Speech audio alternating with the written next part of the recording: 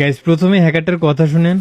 Guys চলো guys ম্যাচে পড়ে গেছে গাইস এনএসটি কি লাগে মুন্না ভাই আছে গাইস জীবনে ফার্স্ট ভাই মুন্না কানতে পারছি ম্যাচে। মানে বুঝতেই পারলেন আজকাল হ্যাকারও লাইভ করে আর সেই ম্যাচে আমিও আছি। তো প্রথমেই দেখেন নিচে নামার সুযোগই পেলাম না, তার আগে হ্যাকার তার স্কিল দেখাই দিল। এরপর টুইন্স ভাই আর বোনেক্স ভাইকে কিন্তু নক করে দেয়। নো ভাই no no no no please ছাড়া দে ভাই।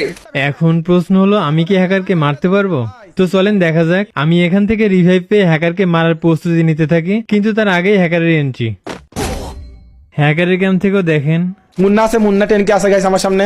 চলো গাইস টিজার মুন্নাকে এখন মারবো আমি। চলো teaser Munna guys down NST সামনে আছে আমার গাইস।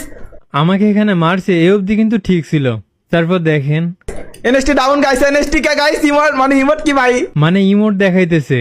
তারপর হ্যাকার ইন্টারেস্টিং একটা কথা বলে, ভাই এদের দেখে আমার ভয় লাগে, কারণ আছে কি এদের পিসি বুঝছো সেই, আর এরা গেম প্লে ওদের ভালো। তুমি যতই প্যানেল লাও কায়দা ছাড়া ভাই এদের সামনে টিকতে পারবে না তুমি। মানে ভাই হ্যাকারেও নাকি ভয় পায়। তো এরপর রিভাইভ পেয়ে পিকেতে আসি। এখন হ্যাকার আবার আসতেছে আর আমি একটাই সুযোগ পাবো, সেই সুযোগে মারতে হবে নইলে মরতে হবে।